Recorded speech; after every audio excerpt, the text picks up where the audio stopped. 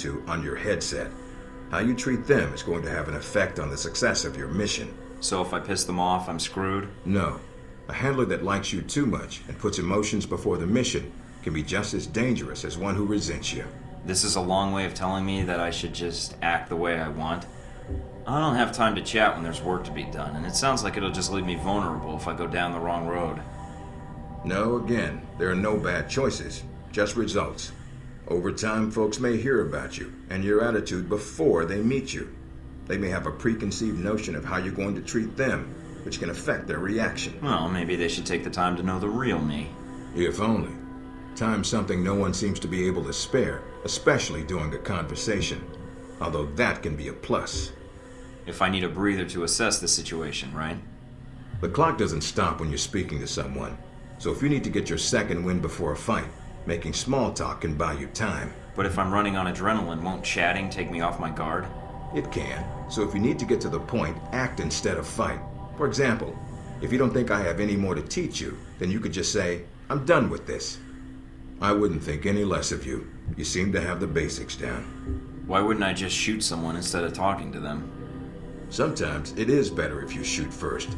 Still, approaching someone to talk to them can allow you to get the drop on them if you get close enough to strike. Use it if you have to, if the conversation isn't going your way. Assuming there's even a way you want the conversation to go. So how do I know how someone wants to be treated? At least enough to cooperate. If that's what you want to do, pay attention to the clues in your environment. Sometimes people will have advice, and intel can help. But there's another way. Read much? Everything I can get my hands on, or download, or take from scribbled bloody confessions. There's a host of information out there through dossiers, email, and other documents that represent total research others have collected on a target, organization, or operation. And what does that get me, exactly? Sometimes you'll spot obvious triggers. People who don't respond well to smartasses, like me. Others who respect loyalty, duty, a professional approach. Others who don't have time for bullshit, and like it when you get to the point. But dossiers just don't contain psych information. They'll usually have combat information on your target as well. What side they favor, any past injuries, common weapons or tactics they use. Some of it blunt, some of it subtle. But if push comes to shove, it can give you an edge in combat. The more you've done your homework, the more vulnerable they'll be. Makes sense to me. I'd rather get a firefight over with as quickly as possible. Amen to that.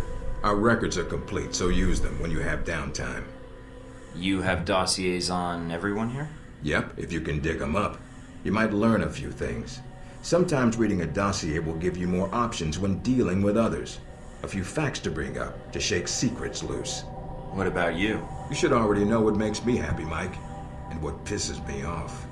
So when can I start researching my friends and neighbors? Is there a gossip blog I can check, or...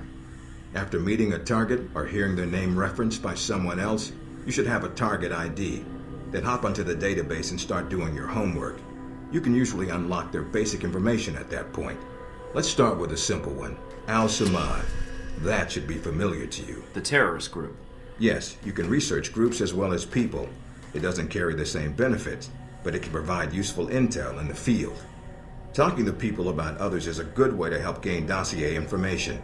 Sometimes people will have information on someone that can unlock a brand new thread in your computer search. Okay, so I've suffered through your interrogation and know how to give one if need be. Am I ready or not? We'll see.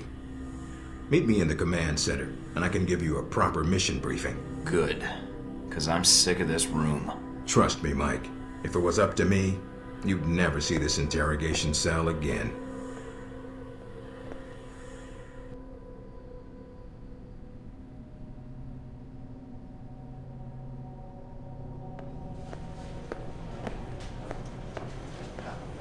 Recognize him?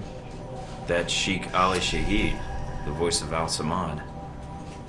They say he was responsible for shooting down that airliner in the Middle East. Yeah, he got his hands on some prototype Halbeck technology.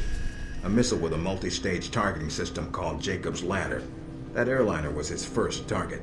Specs and shadiness of this whole thing aside, how did Shahid get his hands on that missile?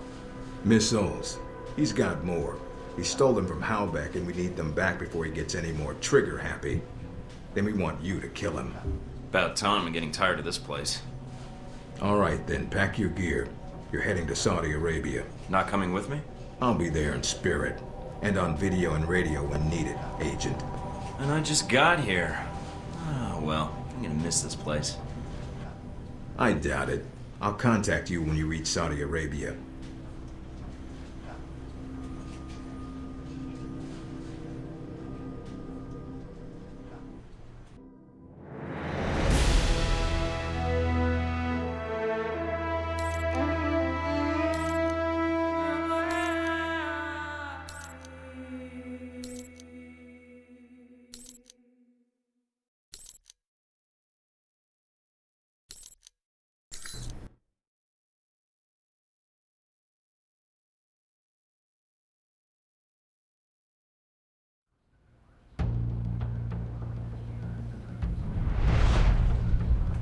Care to explain how Halbeck lost its missiles?